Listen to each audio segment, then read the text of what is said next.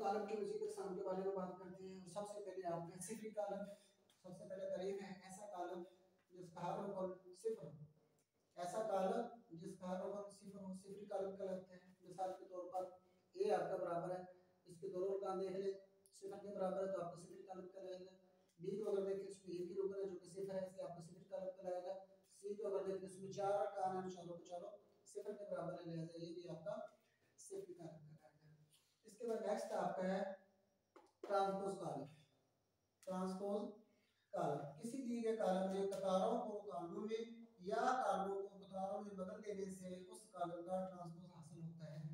यानी कोई भी कॉलम आपके पास अगर दिया गया है उसमें कतारों को अगर कॉलमों में बदल दिया जाए या कॉलमों को कतारों में बदल दिया जाए उस कॉलम का ट्रांसपोज हासिल हो जाता है। मिसाल के तौर पर देखिए ये आपके पास ए दिया गया है, इसमें रो देख ले एक है, दो है, माइनस एक है।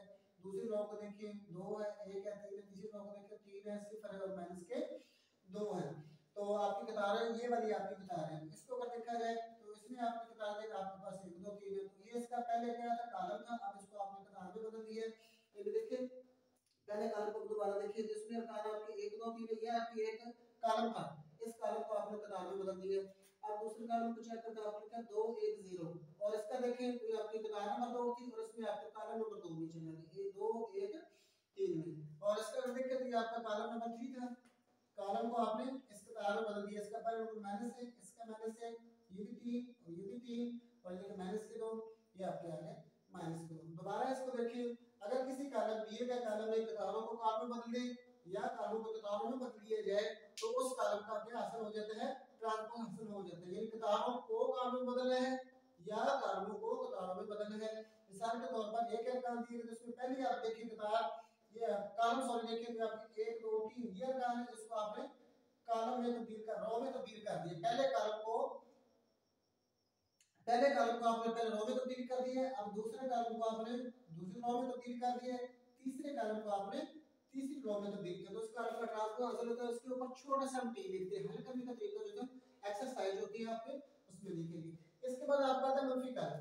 अगर किसी दिए गए कॉलम ए के तमाम अरकान की अलामतें बदल दी जाए तो उस कॉलम का मनफी हासिल हो जाता है, मनफी कॉलम हासिल हो जाता है। अगर किसी दिए गए कॉलम ए के तमाम अरकान की अलामतें बदल दी जाए तो उस कॉलम ए का मनफी कॉलम माइनस हो जाता है हासिल हो जाता है। मिसाल के तौर पर ए बराबर आपके दिया गया जमा करेंगे तो इसमें हमने लिया कि जब इसका मनफी हासिल करते थे जमा का एक था, ये मनफी का एक हो गया, ये माइनस के 2 थे और ये जमा के 2 हो गए। ये देखिए ये जमा के 3 थे, ये मनफी के 3 हो गए, जमा के 4 थे, मनफी के 4 हो गए। देखिए अकाउंट वही है, इसके भी 4 है, इसके भी 4 है, लेकिन इसमें देखिए ये जमा का एक था, ये मनफी का एक हो गया, ये आपके मनफी के 2 थे, ये आपके जमा के 2 हो गए, ये आपके जमा के 3 थे, मनफी के 3 हो गए, ये जमा के 4 थे, आपके मनफी के 4 हो गए।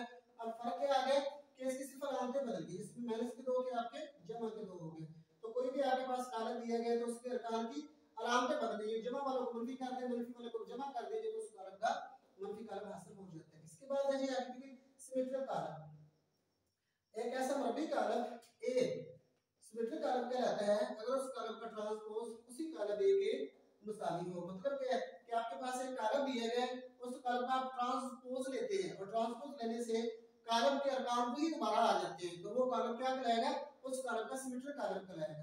यानी ऐसा मरबी कॉलम है ए सिमेट्रिक कॉलम कहलाता है अगर उस कॉलम का ट्रांसपोज जो होता है हम लें और उसी कॉलम में जो होता है अरकान दोबारा आ जाए। मिसाल के तौर पर ए आपके दिए गए हैं तो इसमें देखिए पहले आप अगर कतार को देखते 1 2 3, दूसरी है 2 माइनस का 1 और 4, तीसरी कतार को हम देखते हैं तो आपके लिखा 3 4 और 0। जब हम इस कॉलम का ट्रांसपोज लेते हैं तो हम चेक करते हैं इसकी कतार को देखिए 1 2 3 1 2 3 कतारें सेम आ गई। अब दूसरी कतार को चेक करें इसके अरकान 2 माइनस का 1 4 2 माइनस का 1 4 कतारें सेम है। इसको चेक करें 3 4 0 3 4 0, फिर वही आपका कॉलम दोबारा आ गई। पहले आपका कॉलम ये था, आपने उस कॉलम का लिया ट्रांसपोज लेने से वही कॉलम दोबारा हासिल हो गया। तो ऐसा कॉलम जब उसका ट्रांसपोज हम ले और ट्रांसपोज लेने से वही अरकान दोबारा आ जाए उसमें कोई फर्क नहीं आएगा, ना ये डबल का फर्क आएगा ना कुछ आगे पीछे हो गया। जमा का है तो जमा के आएगा, जमा के 2 ही आएंगे, जमा का 3 है जमा के 3 आएंगे। अब इसको चेक करें 1 2 3 ऊपर से नीचे कॉलम चेक करें 1 2 3 कॉलम भी आपके वही है। अगर आप दूसरे कॉलम को देखिए 2 माइनस का 1 4 2 माइनस का 1 4, तीसरे कॉलम को देखिए 3 4 0 तो 3 4 0। ठीक है जी। इसके बाद हम आते हैं जी आपका सिक्योसिमेट्रिक कॉलम। सिक्योसिमेट्रिक कॉलम एक रबी कॉलम, एक को जो होता है सिक्योसिमेट्रिक कॉलम कहा जाएगा अगर इसका ट्रांसपोज उस कॉलम के मनफी कॉलम के बराबर हो जाए। यानी अगर कोई कॉलम जो होगा वो सिक्योसिमेट्रिक कहलाएगा, अगर उस कॉलम का हम ट्रांसपोज ले तो उस कॉलम का मनफी हासिल हो जाए। मनफी का मतलब होता है कि आपके अरकान वही रहेंगे, अरकान का फर्क नहीं आएगा, सिर्फ उस अरकान की अलामतें तब्दील हो जाएगी।